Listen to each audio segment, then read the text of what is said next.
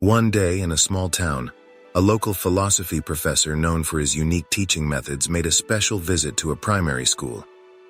The day of his visit, he arrived in a classroom, an intriguing glint in his eyes, and a large empty glass jar tucked under his arm.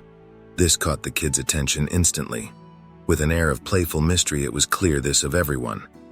And then, from under the table, he brought out a pile of large stones, each about the size of a fist.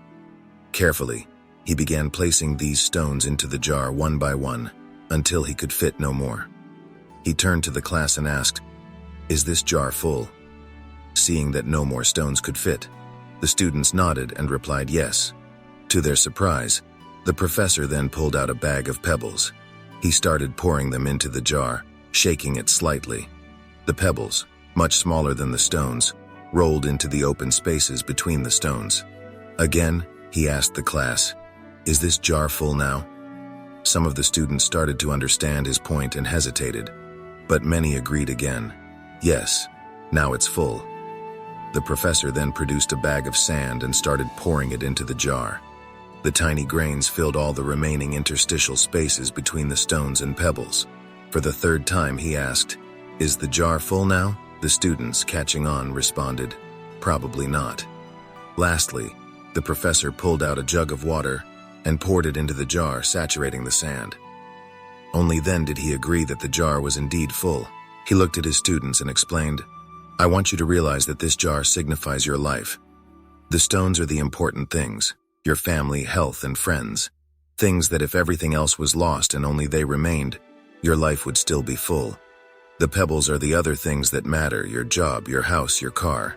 The sand represents the small stuff, the trivial things." He continued, "If you put the sand or the pebbles into the jar first, there's no room for the stones. The same goes for life. If you spend all your time and energy on the small stuff, the daily to-dos, and the mundane tasks, you'll never have room for the things that truly matter most. The stones are those things critical to your true essence and happiness. They represent spending quality time with your loved ones, caring for your health, but also pursuing your dreams and passions. If you don't prioritize these, you may find at the end that you've left out the most important parts of your life." He then concluded powerfully, "Make sure you put the stones in first. They are your foundation, your main pillars. They are your family, your health, your dreams. Don't let the pebbles or the sand, the secondary tasks, the routine, the trivialities take precedence over them. At the end of your journey, it is the stones that will weigh the most in your jar of life, defining its value and meaning. Let your life be driven by the things that enrich your spirit, that fulfill your soul, and that matter the most. The rest is just pebbles and sand." As the professor concluded his speech, a thoughtful student raised her hand and asked, "But Professor, what about the water? Where does that fit into our lives?"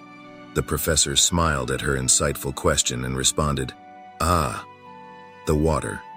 The water signifies that no matter how full your life may seem, there's always room for a cup of coffee or tea with a friend. No matter how busy you are, there's always space for small moments of joy, relaxation, and connection with others. In our lives, we often find ourselves juggling between priorities, trying to fit everything into the limited hours of the day. We get so caught up in the hustle and bustle, the small tasks, that we sometimes forget what truly matters. This jar, our life, it's not infinite. It has only so much space. If we choose to fill it first with sand and pebbles, the mundane and the peripheral, we leave no room for the stones, the things of real value, and your dreams. These are the aspects of your life that, when everything else is stripped away, will still leave you fulfilled and content. Take care of these precious stones first. Make time for those you love and care for.